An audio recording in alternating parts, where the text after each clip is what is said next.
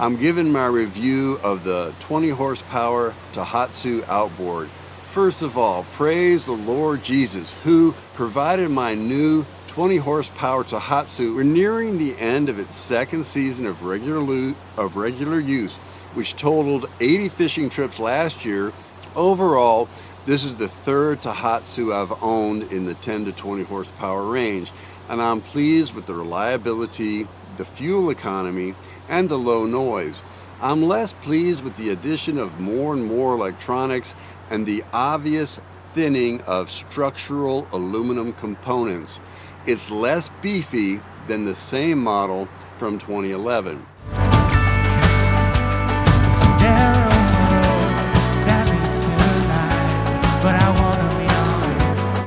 The clamps were not holding on to my transom reliably, so I needed to bolt it on. It also doesn't seem to have quite the same horsepower as the 2011 model, topping out a couple miles per hour less with the same pitch prop pushing the same boat with the same load. However, I'm happy with the greater fuel economy. If I run the two 20 horsepower motors identically in twin engine mode, the 2021 model has a lot more gas left in its 3-gallon tank when the 2011 model is almost empty. Both are very fuel efficiency. If I'm fishing normal 5-hour or so fishing trips, I need to fill the tanks after every 4th trip. The 2021 model is also significantly quieter. When trolling, I prefer to run the newer model solo when conversing with passengers or making videos. The electronics caused the oil light to come on regularly last year when I idled down from plane approaching the boat dock at the end of the day.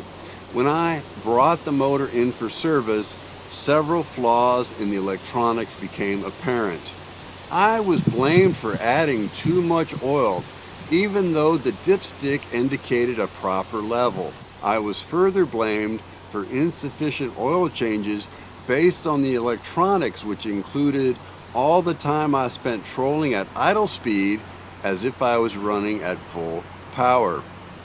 Finally, I was told I needed to change the oil every 20 running hours, even though the manual specifies every 100 hours after the initial 20-hour break-in. Does it seem weird to anyone else that this would be changing the oil as often as I'm filling the 3-gallon gas tank? That's absurd. So I'm sticking with the long established practice and written recommendation of changing the oil every 100 running hours at full power and reckoning idle time, trolling, as about 1/3 of the full RPMs. My complaints about the electronics and poor shop service in the post-COVID world should not reflect too negatively on what seems to be a fine piece of mechanical workmanship in a reliable outboard motor. If I was in the market for a new 20 horsepower outboard today, I'd probably buy the same make and model.